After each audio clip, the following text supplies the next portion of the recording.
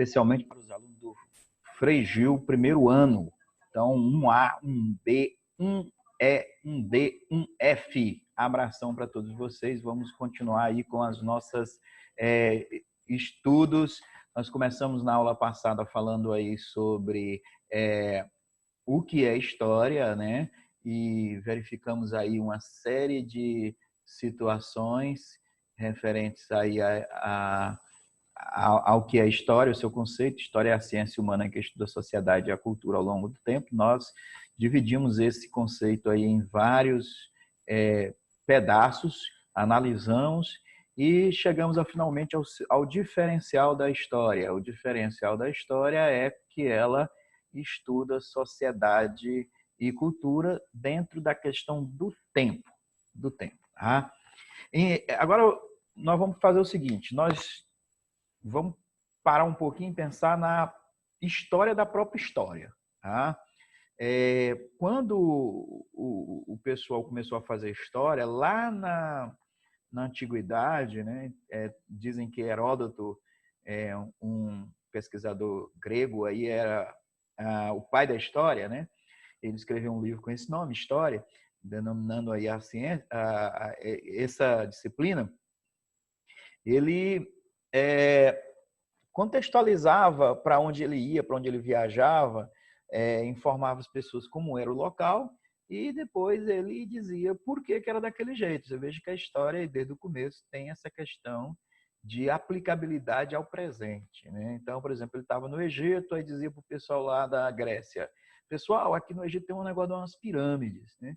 E o pessoal, então, ficava curioso, pirâmide, que é isso? De onde veio isso e tal? O pessoal, ele ia contar, olha, 2000 anos atrás, no tempo dele, né? 2000 anos atrás,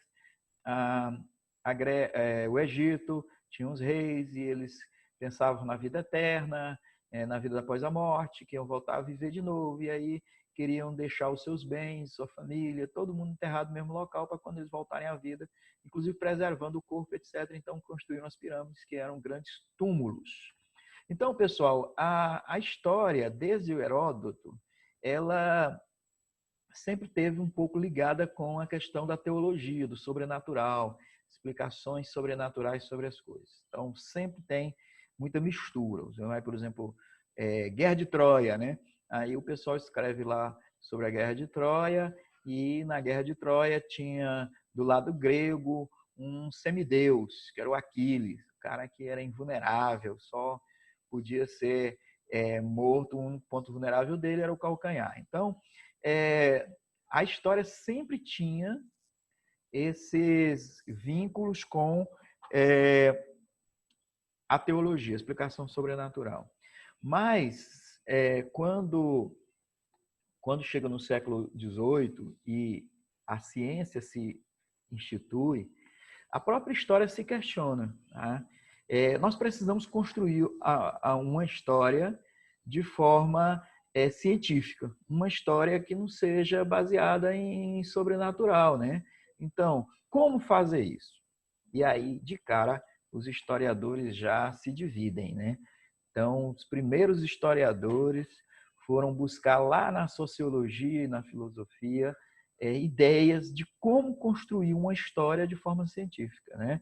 E foi então aí que a história teve sua primeira grande divisão. Os primeiros historiadores eram positivistas ou marxistas. Né? Os positivistas se baseavam nos estudos do sociólogo francês Auguste Comte, bacana aí a pronúncia do francês, e eles procuravam então estabelecer o que era a verdade na história. Olha, nós temos que fazer uma história científica, ela tem que estar preocupada com a verdade. E nesse negócio de procurar a verdade na história, eles preferiam que contar a história com muita objetividade, ou seja, ir direto ao ponto. Daí vem o nome, né? Positivista. Aqui no Nordeste a gente usa muito essa expressão para quem é muito direto, quem não fica com arrudeio, né?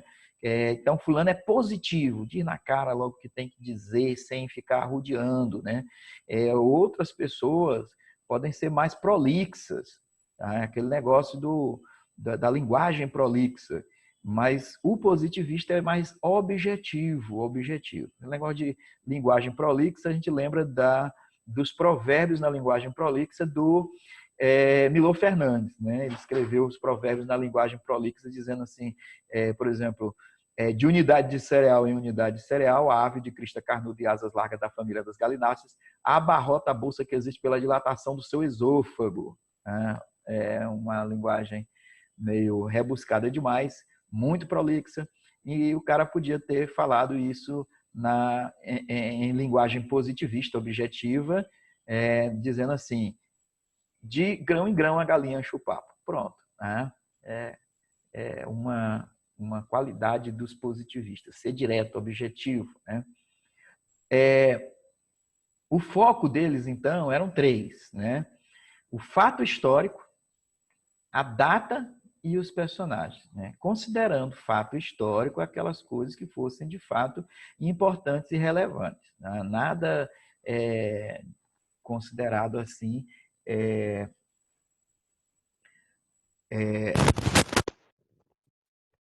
só a coisa que fosse considerada importante. E para se considerar importante, eram coisas com gente importante, que mexesse com muita gente ou que mudasse alguma coisa aí na política e na sociedade. Né?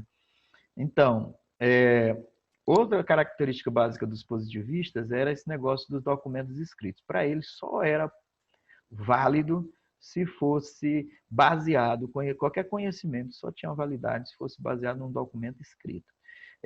Hoje se critica muito essa visão positivista da história. Por quê? Porque ao ser objetivo, se deixa muita coisa sem analisar, né? Fica muito resumido demais e isso pode servir a alguns interesses. Tem gente que pode preferir uma história assim para esconder determinada verdade e não quer que o povo saiba. Então, nós vamos ser bem resumido, objetivo, não vamos ficar com análises subjetivas, porque pode aí correr algum erro nessa análise, né? Então, vamos ler o preto no branco, né? Só que aí você pode, alguém pode manipular essa história para servir aos seus interesses, escondendo coisas realmente que sejam relevantes para o conhecimento do povo. Outra crítica que se faz em relação à questão desse foco aqui nos fatos, datas e personagens. Né? Dom Pedro I proclamou a independência do Brasil, mas foi só ele que tomou essa decisão. Por que para a história vai entrar o nome dele como grande realizador? Pedro Álvares Cabral descobriu o Brasil, né? Quer dizer, ele chegou aqui sozinho num barco, sem ninguém, não tinha um marinheiro, não tinha ninguém com ele. Por que a história tem que ser contada com o nome de quem manda, de quem está em cima, de quem realmente tem o poder lá em cima das coisas? Então, a gente precisa ter essa visão de que a história está para além desses personagens isolados. Né? Documentos escritos é uma coisa até razoável. Né? Tem que ter um documento escrito oficial do governo, um documento lá do cartório, um documento das escrituras, documento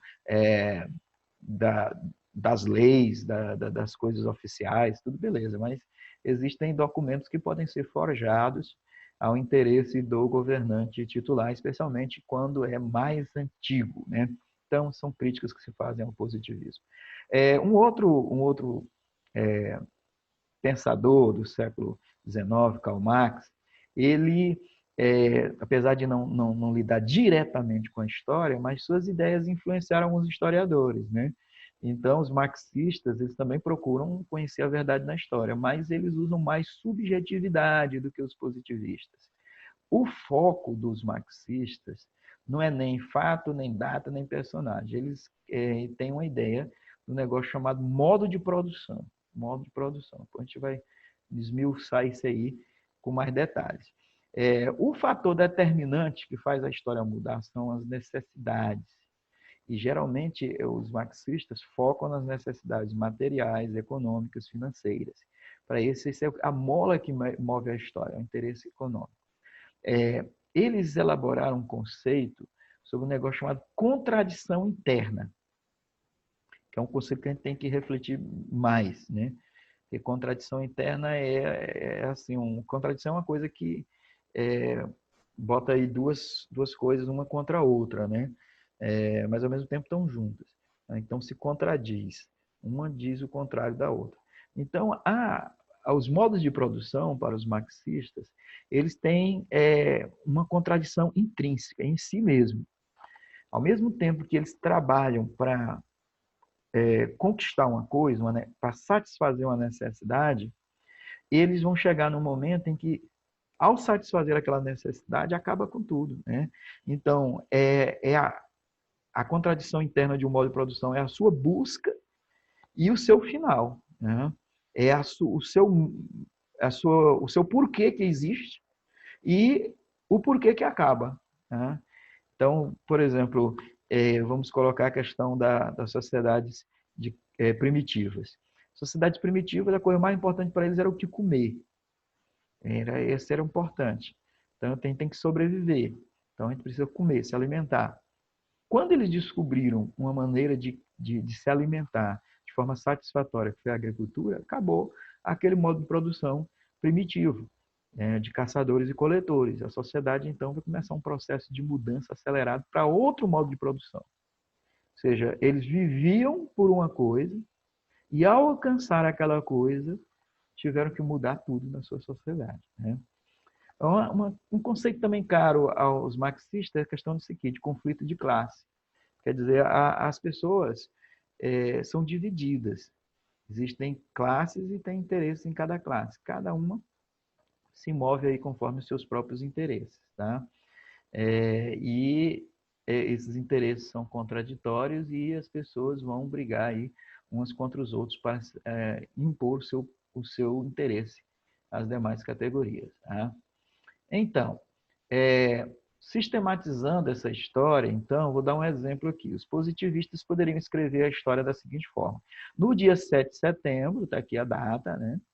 Dom Pedro I, o personagem, proclamou a independência do Brasil, fato histórico.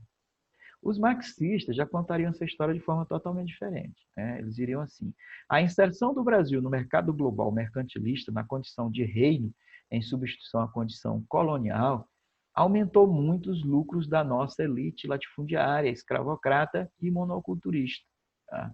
Acossados pela corte portuguesa, que objetivava a volta do pacto colonial e, atendendo aos interesses dessa categoria, a família Orleans e Bragança promoveu a independência do Brasil, que na prática não alterou a estrutura social, política e econômica do país. Então, essa questão ficou bem, né, prolixo mesmo, né? Com muitas palavras aqui que precisam ser analisadas, estudadas, entendidas, mas ela faz um estudo mais profundo da coisa, né? Não ficou só nos fatos, na data, nos personagens. Fazer história para os marxistas é você ir fundo mesmo nos interesses que estão movendo as pessoas na história, né? Então, ele não fez referência à data, o texto revela interesses econômicos das classes sociais dominantes, orientando os fatos e como isso interfere na configuração e desconfiguração do modo de produção hegemônico. Né? No caso aqui, o Brasil se inserindo no modo mercantilista, não na condição de colônia, mas na condição de reino. Então, isso é uma situação que vai estar bem discutida aí pelos marxistas nessa questão. Né? Então, pessoal, nessa questão ainda de positivismo e marxismo, existe uma sistematização da história no tempo. Né? Os marxistas têm uma divisão de história ao longo do tempo diferente dos positivistas. Essa aqui está mais convencionada.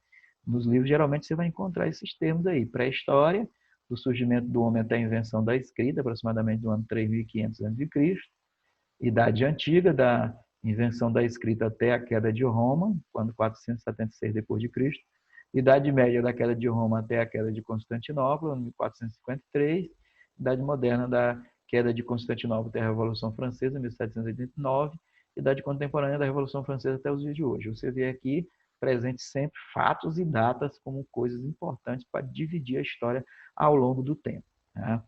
Já os marxistas têm uma divisão de história um pouco mais elaborada, Então, você tem a sociedade de caçadores e coletores, sociedade de agricultores e pastores, sociedade teocrática, sociedade escravista, sociedade feudal, sociedade mercantilista, capitalista, socialista e comunista, né? Você percebe que aqui a coisa é mais pelo que o pessoal fazia para sobreviver, né?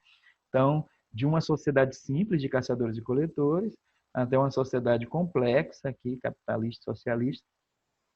Os marxistas, lá do seu início, eles acreditavam muito na evolução social, ou seja, que as sociedades iam evoluindo de uma para outra, né? Passando assim até chegar à sociedade capitalista e depois à sociedade socialista. E esse processo seria natural, iria acontecer naturalmente, era uma evolução da sociedade, né?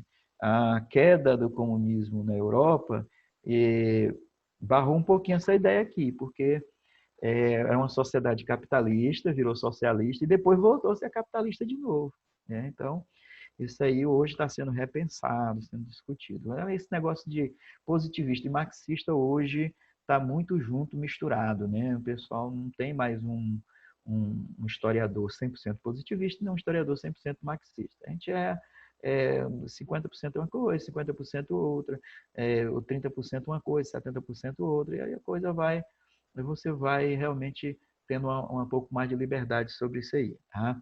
Bom, o pessoal da história aí sempre pergunta para a gente, o pessoal sempre quer saber um pouco sobre essa questão da origem da vida, né? Então, sempre quando a gente está falando sobre a história, o começo da nossa história, o pessoal quer saber sobre a origem da vida e do ser humano.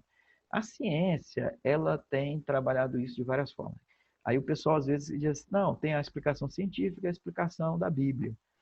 Bom, a explicação da Bíblia é uma explicação teológica, é uma explicação que depende de crença. Então, nós não vamos analisar isso aqui, porque a história é científica, a história não estuda crença, no sentido de basear seu estudo na crença. Então, a Bíblia é para você acreditar. Eu acredito na Bíblia, mesmo, se você acredita ou não, e é uma questão pessoal de cada um. Então, a história, ela tentou explicar a questão do surgimento da vida e do ser humano de várias formas, né? A gente chama isso aí de evolução do próprio evolucionismo, né?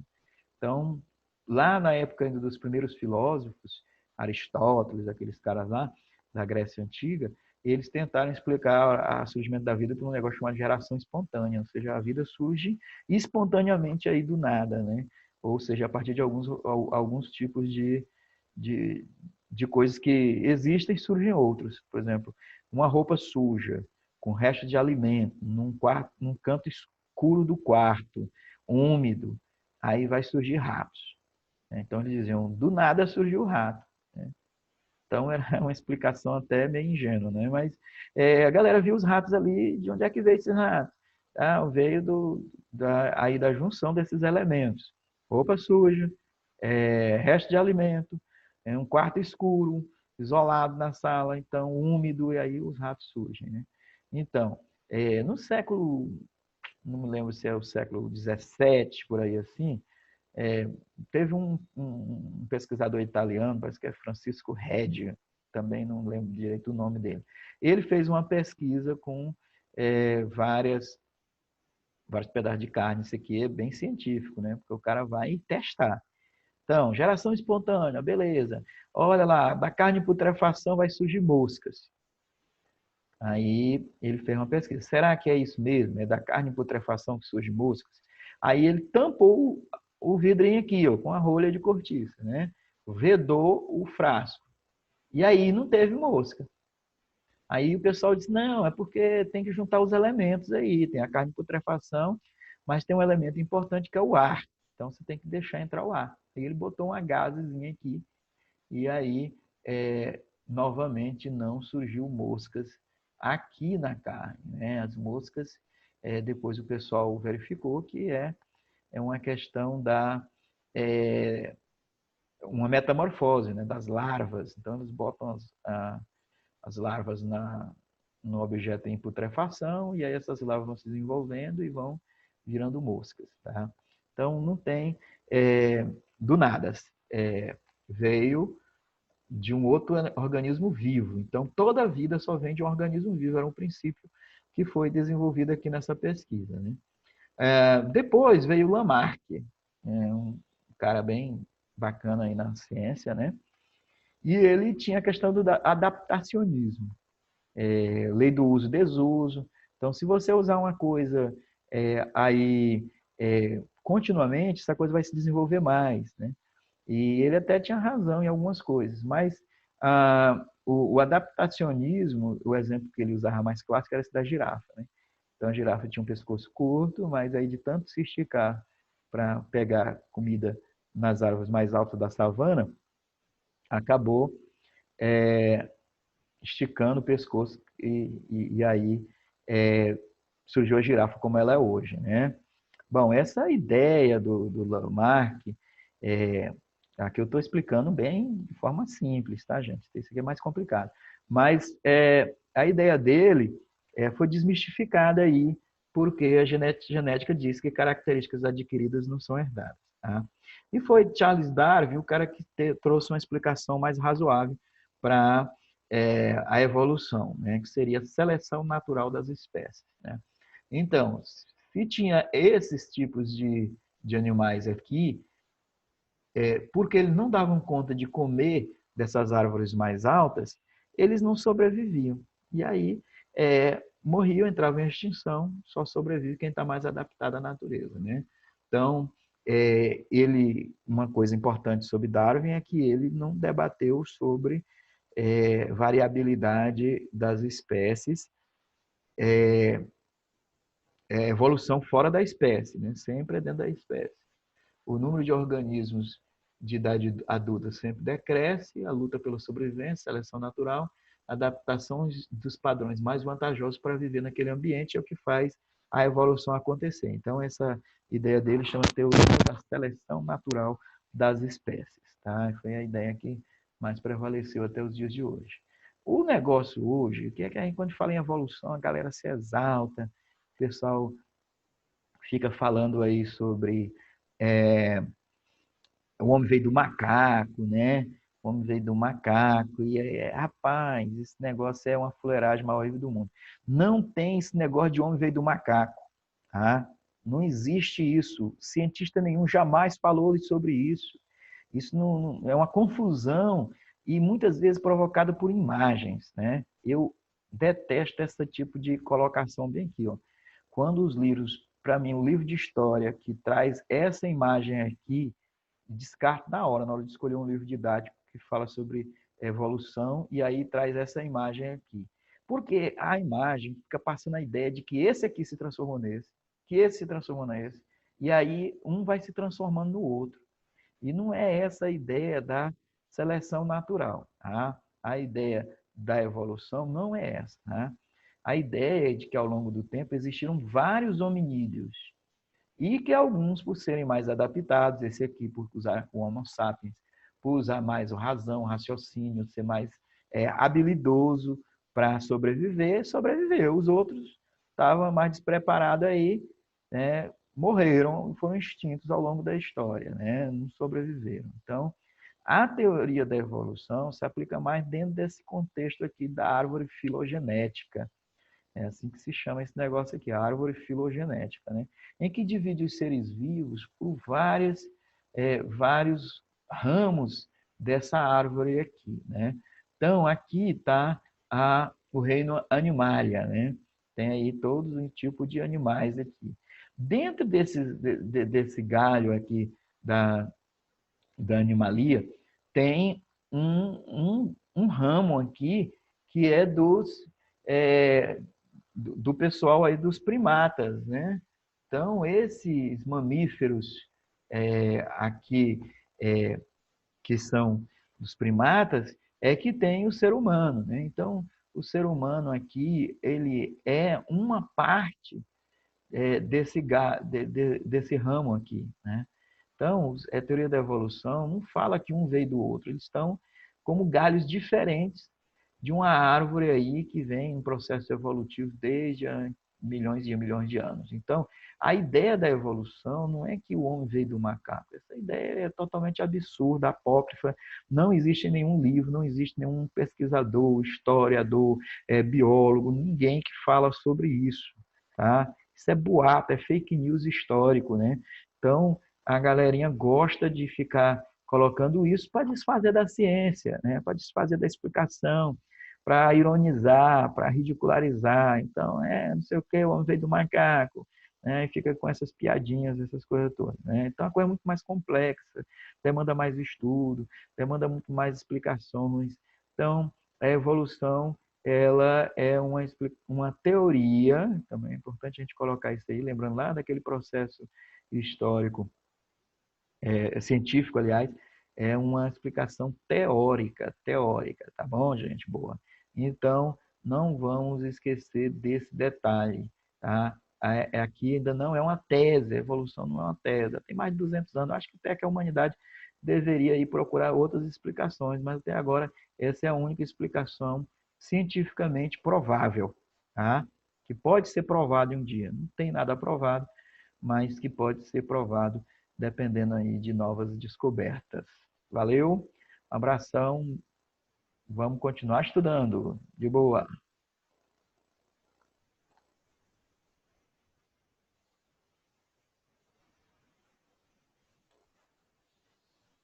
Ha.